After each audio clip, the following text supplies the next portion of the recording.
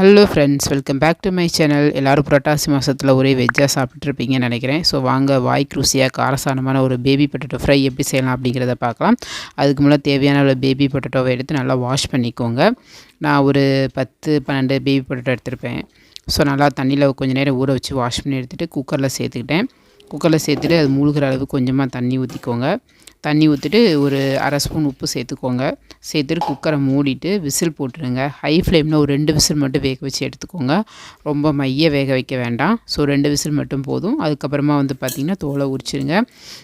தோலெல்லாம் உரித்து நல்லா க்ளீன் பண்ணிவிட்டு அதை 2 கட் பண்ணி வச்சுக்கோங்க. நீங்கள் முழுசாக போடனாலும் போடலாம். பட் ஹாஃபாக கட் பண்ணி போட்டோன்னா அந்த டேஸ்ட், அந்த மொறுமொறுப்பு டேஸ்ட் நல்லாயிருக்கும். ஸோ அதனால் 2 அந்த மாதிரி கட் பண்ணிக்கோங்க. கட் பண்ணிவிட்டு அது தனியாக ஒரு பாத்திரத்தில் எடுத்து வச்சுருங்க. ஸோ இந்த ஷேப் உங்கள் இஷ்டத்துக்கு முழுசாகவும் போட்டுக்கலாம், ஆஃபாகவும் போட்டுக்கலாம். ஸோ இப்போ அதுக்கு ட்ரையாக ஒரு பொடி ரெடி பண்ண போகிறோம். அதுக்கு ஒரு கடாயை வச்சுக்கோங்க. வெறும் கடாய் தான். ஸோ அதில் 2 ஸ்பூன் மல்லி சேர்த்துக்கோங்க. 1 ஸ்பூன் உளுத்தம்பருப்பு சேர்த்துக்கோங்க. ஒரு 10 மிளகு சேர்த்துக்கோங்க. ஒரு ஸ்பூன் சோம்பு சேர்த்துக்கோங்க. அதுக்கப்புறமா ஒரு சின்ன துண்டு பட்டை சேர்த்துக்கோங்க. அப்புறமா 2 லவங்கம் சேர்த்துக்கோங்க. காரத்துக்கு ஏற்ற மாதிரி வத்தல் சேர்த்துக்கோங்க. நான் ஒரு வத்தல் தான் சேர்த்தேன்.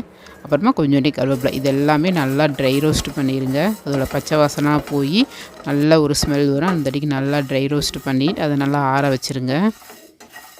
ஸோ இந்த வத்தல் உங்கள் காரத்துக்குன்னு ஒரு 2-3 சேர்த்துக்கலாம்.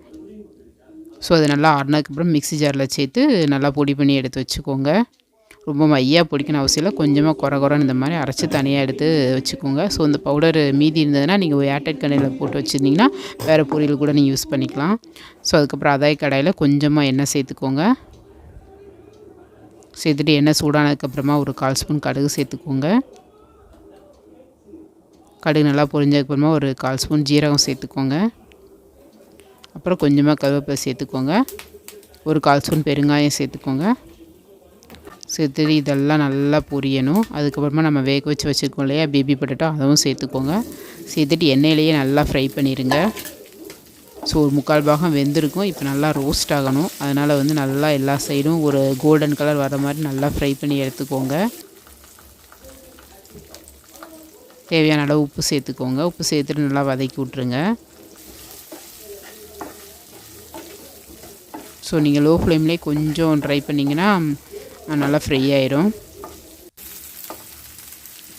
ஸோ இந்த மாதிரி திருப்பி விட்டுக்கோங்க. ஒவ்வொரு டைம் உருளைக்கிழங்குல நான் ஒரு சைடு ஒரு சைடு வேகாமல் இருக்கும். ஸோ திருப்பி விட்டுட்டு மூடி வச்சு கூட நீங்கள் ஃப்ரை பண்ணலாம். ஸோ மூடி போட்டுட்டு ஒரு 5 to 7 மினிட்ஸ் வச்சுருந்தீங்கன்னா அந்த மாதிரி நல்லா ஃப்ரை ஆயிரும். நான் ஒரு 2 மினிட்ஸ் எக்ஸ்ட்ரா விட்டுட்டேன்னு நினைக்கிறேன். அதனால் ஒரு சிலது லைட்டாக கருக ஆரம்பிச்சிச்சு. ஸோ நீங்கள் ஒரு 5 மினிட்ஸ் இடையில ஒரு வாட்டி திறந்து நல்லா கிளறி விட்டுக்கோங்க. ஸோ நல்லா முறுமுன்னு வந்ததுக்கப்புறமா நம்ம பொடிச்சு வச்சுருக்கோம் இல்லையா பொடி, அதுலேருந்து ஒரு ஸ்பூன் இல்லை 1/2 ஸ்பூன் உங்கள் தேவையான அளவு சேர்த்துக்கோங்க. காரத்தை பார்த்துட்டு தேவைப்பட்டால் இன்னொரு அரை ஸ்பூன் கூட சேர்த்துக்கோங்க. சேர்த்துட்டு ஒரு 2 மினிட்ஸ் லோ ஃப்ளேமில் நல்லா கலந்து விட்ருங்க. அந்த பொடியெல்லாம் உருளைக்கிழங்குல நல்லா படுற மாதிரி நல்லா கலந்து விட்ருங்க.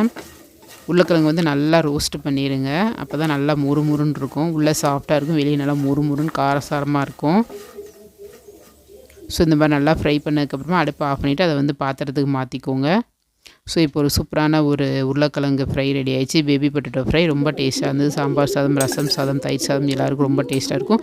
வீடியோ பிடிச்சி தான் மறக்காம நம்ம சேனலை சப்ஸ்கிரைப் பண்ணிடுங்க. தேங்க்ஸ் ஃபார் வாட்சிங். டாடா பாய்.